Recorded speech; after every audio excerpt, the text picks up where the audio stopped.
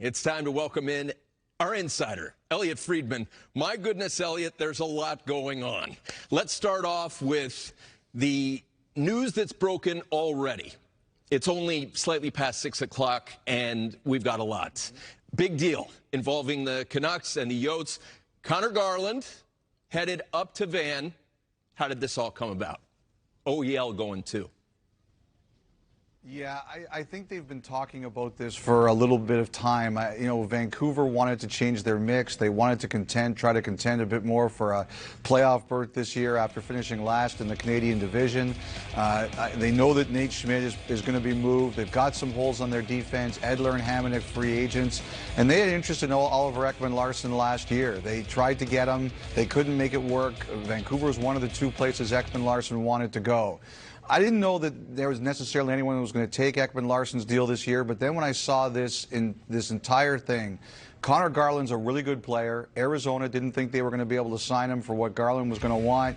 They decided they really liked him. I think in a lot of ways, it's Garland for the 9th overall pick, and then everything else gets thrown in. And they had to move all of these contracts to make it happen. I think the key to the deal is Ekman-Larsson. If he can find his form and be an impact player on the Vancouver defense, that's going to help Vancouver a lot in this deal. Ekman-Larsson needed to be out in Arizona. They needed him to go.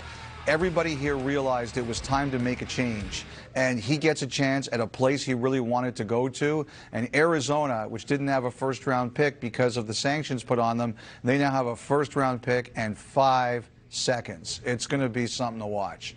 Here's how I know that tonight's a big deal. We have Elliotte on all the time. He's decked out tonight. You are clean, my man. You look sharp.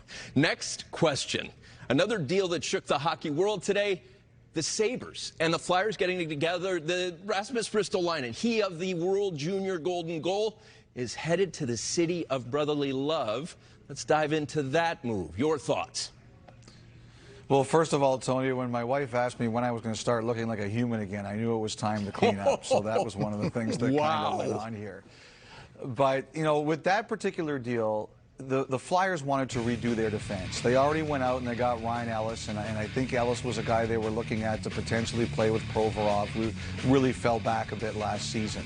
And Ristolainen was another guy that they really liked. And, Ristolainen's a polarizing guy. There's a lot of people who believe in the old-time eye test kind of way of looking at things, who really like him and like his effort. And a lot of the analytics don't say very good things about him. But the one thing Chuck Fletcher talked about, which I thought was interesting, was that all of the changes in Buffalo really affected Ristolainen as a player. They paid a very big price, the first-round pick and the second-round pick in the future.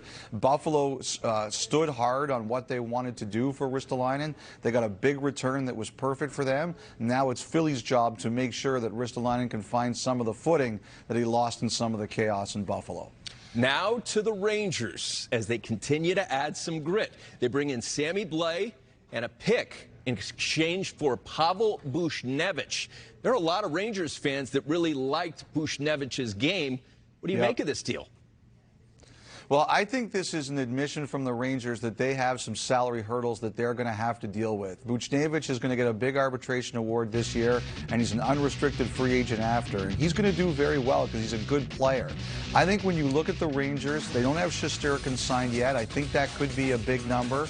They have to deal with Zibanejad after this season. They're going to have to deal with Norris Trophy winner Adam Fox after this season.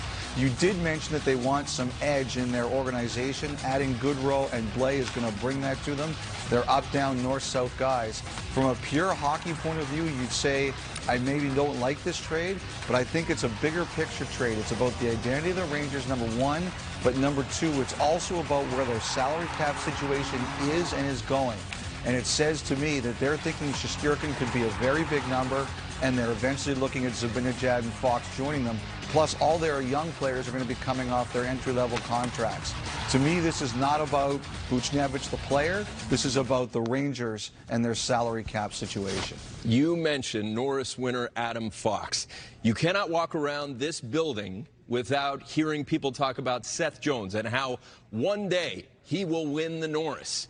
we have to talk about him and where he might be headed if the Blue Jackets move on from their premier blue liner who has made it clear that he'd like to move on. I think there's been, I reported last night in one of my Sportsnet columns, and I still believe it today. I think Chicago and Columbus are working towards this. And I think there is a possibility it could happen tonight. They are grinding away at it, I think is probably the best way to describe it. But there is a possibility it occurs. I'm not sure of all the pieces. It's not going to be Kirby Dach. It's not going to be Alex DeBrincat. Those were non-starters for Chicago. Columbus asked for them earlier. They've moved off that. I think they're looking at some of their younger prospects, the Riedells, the Kurashevs. I don't know that those are going to be the players, but I think those are the kind of players being discussed. Maybe a Mitchell or a Boquist on the blue line, plus some picks. I'm not sure about how it's all going to work, but I think it is coming together, and I think there is a possibility it's done tonight. To the tank. Vladimir Tarasenko, when you see him in person, you understand why they call him the tank. Very solid from the waist down. I mean, a very solid base. And we, of course, know about the 3 shoulder surgeries. Talking about the Blues, what's the latest on trying to move the tank? Well, they left him exposed, obviously, for the expansion draft, and that didn't happen. I believe the Blues and Tarasenko continue to work at it. I'd be lying if I said I think there's a particular situation that is the favorite for him right now. I do wonder. I was sure about anything right now, Tony, but I think that those are a couple of situations to potentially keep an eye on. Here's what I'm sure about. You're great at your job, and we're thrilled you're our insider. Thanks so much for joining us. My pleasure, Tony. Hi to Dave and Bruce. Bruce, you must be tired. You've worked 2 days in a row, my man.